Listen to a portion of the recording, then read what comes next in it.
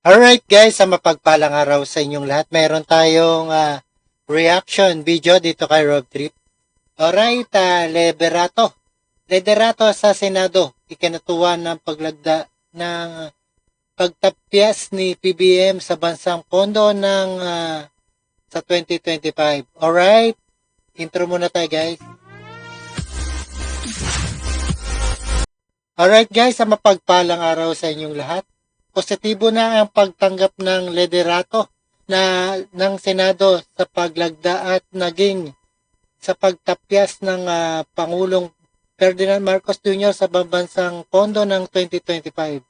Ayon kay Senate President Francis Keith Escudero, ito ay malinaw na product of collaboration ng iba't ibang sangay ng pamahalaan.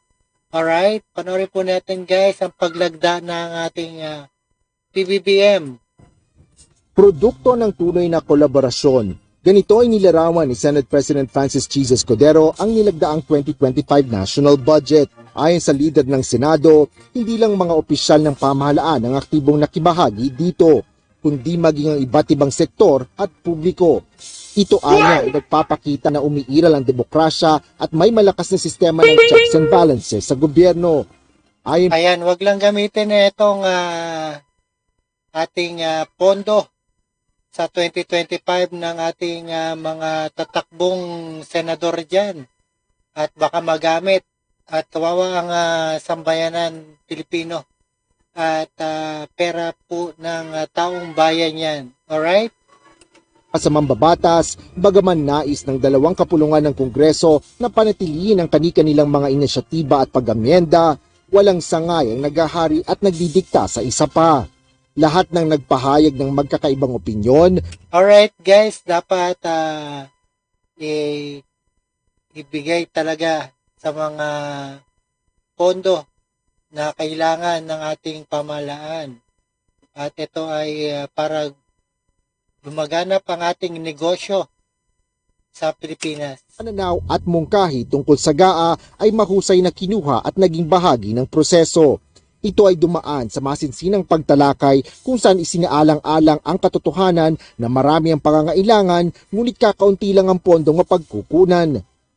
Bagaman natagalan ang paglagda ni Pangulong Ferdinand Marcos Jr. sa 2025 General Appropriations Act, ang mahalagaan niya ay umabot ito bago matapos ang taon at naiwasan ang pagkakaroon ng reenacted budget.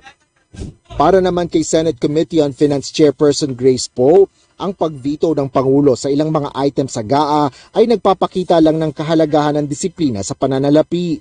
Ang pag-aproba din anya sa conditional implementation ng Ayuda sa Kapos ang Kita Program o AKAP ay may kaakibat na responsibilidad na pangalagaan laban sa maling paggamit at pagdoble ng mga benepisyo.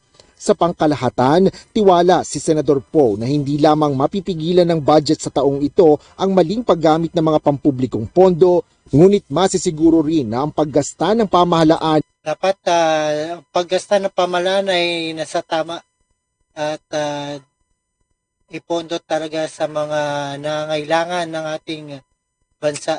Ay mananatiling responsable at naaayon sa ating mga prioridad sa pananalapi. Ikinatuwa naman Sa kaya mapupunta yung pagtapyas, no? 194 billion din, malaki-laki na rin yun, di ba? Aquilino Coco Pimentel III ang pagbabawas ng Pangulo sa kabuuang budget. Gayunman, umaasaan niya siyang bababaan pa ang nakalaang pondo sa iba pang mga programa upang mabigyan ng edukasyon ang pinakamataas na prioridad sa budget. Asher Kadapan. Tama, para maibigay ng wasto at umasenso ang ating Pilipinas. Alright, maraming salamat sa panonood pakikinig dito kay Rob Trip. And see us again sa ating the next one, sa ating reaction video. And peace out.